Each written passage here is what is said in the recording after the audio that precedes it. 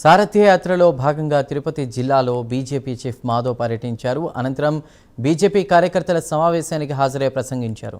తిరుపతి పరిసర ప్రాంతాల్లో ప్రాశస్త్యం కలిగిన దేవాలయాల సమూహంతో ఆధ్యాత్మిక కారిడార్ ఏర్పాటుకు బీజేపీ ప్రయత్నం చేస్తుందన్నారు బీజేపీ చీఫ్ మాధవ్.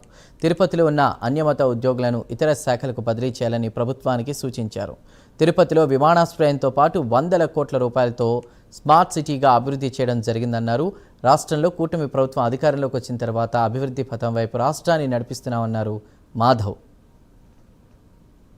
నాకు చాలా ఆనందంగా ఉంది, ఎందుకంటే ఈ యొక్క సారథ్యం అనే పేరు పెట్టి మొదటిగా మన కలియుగ వెంకటేశ్వర స్వామి యొక్క తొలి గడప, ఆ గడప దాటితేనే మన ప్రయాణం కొనసాగాలి.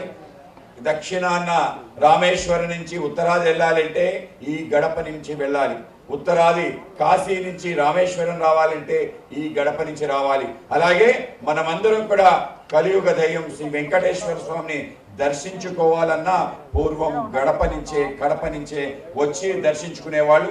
ఆ విధంగా కడప నుంచి ప్రారంభమైన ఈ యొక్క సారథ్య పర్యటన ఇవాళ ఆ తిరుమల వెంకటేశ్వర స్వామి యొక్క సన్నిధానానికి రావటం ఏదైతుందో నిజంగానే నేను చాలా అదృష్టంగా భావిస్తున్నాను. తప్పనిసరిగా ఆ స్వామి వారి ఆశీస్సులతో ఈ రాష్ట్రంలో ఉండే కార్యకర్తల యొక్క కృషి పట్టుదల ఏదైతే అనేక సంవత్సరాల నుంచి చేస్తున్న తపస్సు, అనేక సంవత్సరాల నుంచి చేస్తున్న అనేక రకాల త్యాగాల కారణంగానే భారతీయ జనతా పార్టీ ఇవాళ 20 రాష్ట్రాల్లో అధికారంలో ఉంది. మన ప్రియతమ ప్రధాని నరేంద్ర మోడీ గారి నేతృత్వంలో ఒక అద్భుత ప్రభుత్వం దేశంలో నడుస్తుంది.